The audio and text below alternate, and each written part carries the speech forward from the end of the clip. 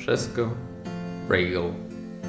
Now a small town, roughly about 30 miles east of Cracow, but once, at the time when it was located in the late 1300s, it was planned to be a big city on the major merchandising trail from Cracow down to Russia and Hungary. It was located in late 1300s on the Magdeburg Law, which we can clearly see by the regular rectangular market, in the very middle of which we can see the figurine of Saint Florian. Brzesko was growing fast and going through all the ups and downs of Polish history of 17th and 1800s. Such was also the case of the Jewish community in the city, which appeared probably already at its beginning but started to grow in 1600s. Here you can see the great synagogue on the other side of the market square in relation to the church.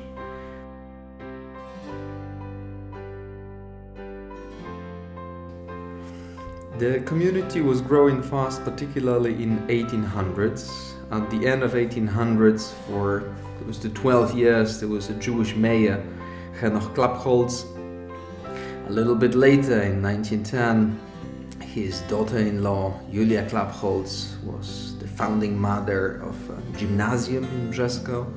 So the community was of size and importance. A part of the great synagogue, there were also multiple smaller shtibels, smaller or bigger, like this Hasidic one, which you can see on the pictures of Austrian officer from World War I, as the pictures were taken in 1915. A part of shtibels, there were also other synagogues and prayer houses scattered all around the town. Altogether, in late 1800s, the population of Brzesko was already about 60, close to 70% Jewish, with a couple of thousands of Jewish inhabitants.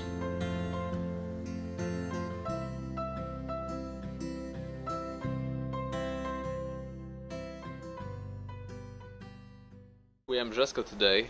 We are in the eastern part of the city, which was the location of the first Jewish cemetery here. But talking about the Jews in Brzesko, most likely the first Jewish inhabitants must have been here already in late 1300s, when the city was being given the Magdeburg law of location and became a very important trading center in between Cracow and Lwów. Then the documents are silent about the Jewish inhabitants.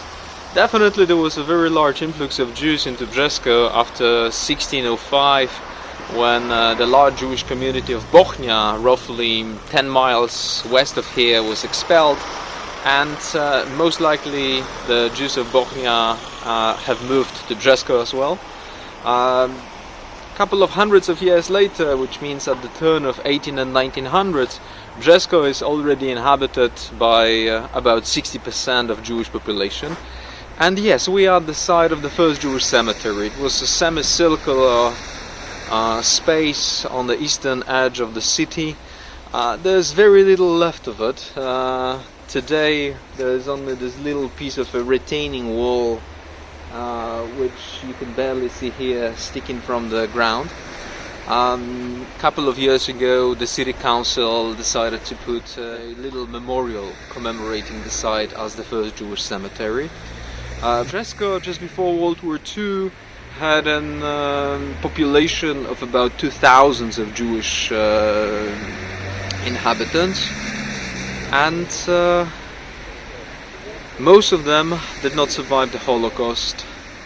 The first ghetto that was established was already liquidated in June of 1942, and then the final liquidation of the ghetto in Brzesko, with a couple of thousands of Jews within it, because the Nazis were also accumulating into Brzesko ghetto the Jews from the nearby smaller communities. The final liquidation came around Rosh Hashanah of 1942. There were very few survivors, around 30 people after the war. One of them, Szymon Platner, stayed in Poland, and he became officially a caretaker of Jewish heritage sites in Brzesko. He was instrumental in claiming the matzevots that were stolen from here during the wartime period and bringing them back to the new Jewish cemetery, to the one which was established a little bit outside the city sometime in the early 1800s.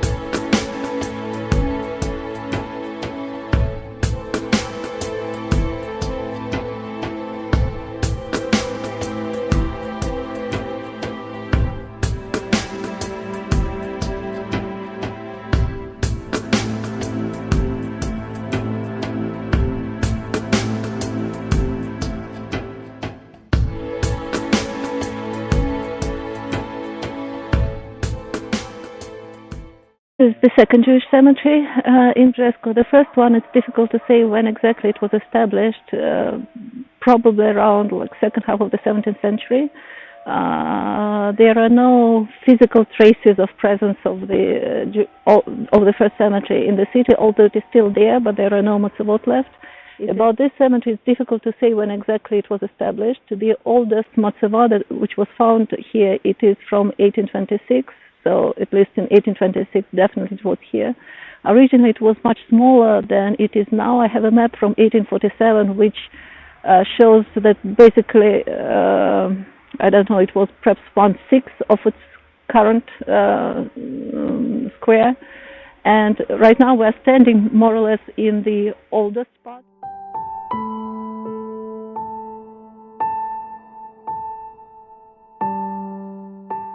I started taking care of the cemetery in spring 2015, and when I gradually started getting in touch with different descendants of Brzesko Jews, they helped me to raise money for our various projects, commemoration of those mass graves, for instance here at the cemetery, but also one of the projects was to raise money for documentation of all matzevot here, which was done in 2018 by Foundation for Documentation of Jewish Cemeteries in Poland. Mm-hmm. So now all surviving matzevot with readable inscriptions are documented and are available in an online database. Restoration of the memory of this pre-war Jewish community in Brzesko, it's not just about the cemetery, but over the years we managed to develop various projects. One, starting from 2015, together with the city administration and the City Culture Center, we've been organizing marches of remembrance on the anniversary of liquidation of Brzesko Ghetto. We organize it either in September or in October because it's the season of Jewish holidays, and the ghetto was liquidated on the second day of Rosh Hashanah in 1942. Descendants of Brzesko Jews also come from Israel, from the United States, and it's always very moving. Also, we managed to make a small permanent exhibition in the local museum, which tells, basically, that's the place now in the city where anybody can learn that Jews used to be here. Mm-hmm. There is also this book of remembrance there, which have been put in together, which at this point has almost 3,000 names of people from Brzesko vicinity murdered in the Holocaust. We've been also organizing this project for high school students, which is called We Know Your Names, and it refers to the plaque that was put on the synagogue in Brzesko, which starts with the words, "We don't know your names, but you will forever stay in our hearts." So we want to change it so that the city would know the names of its residents that were murdered in the Holocaust, and it's been a very inspiring project, and students from quite a few schools take part in it, not only in Brzesko, but also in neighboring villages. So we're in Brzesko at the cemetery. This part of northern Galicia was very close in 1800s to the official Austro-Hungarian northern borders with Russia.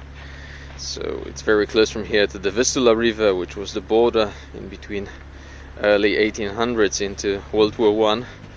And World War I is being commemorated here at the Jewish cemetery in Brzesko, because the borderlands, as well established and mapped and enforced they are sooner or later becoming conflict zones.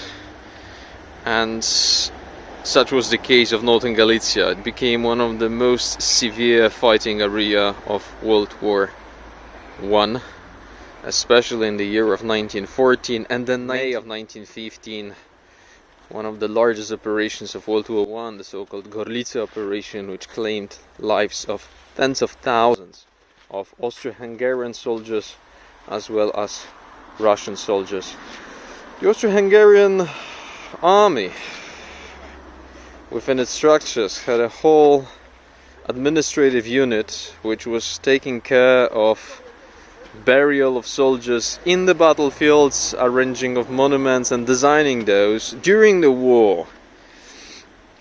But at the same time, when those soldiers were the local Jews drafted from the small shtetls and towns, this Austro-Hungarian army unit was arranging space at the local Jewish cemeteries. We have a couple of cases of distinctively Jewish military cemeteries established, but in most cases there was a section at the local Jewish cemetery to bury those soldiers who fell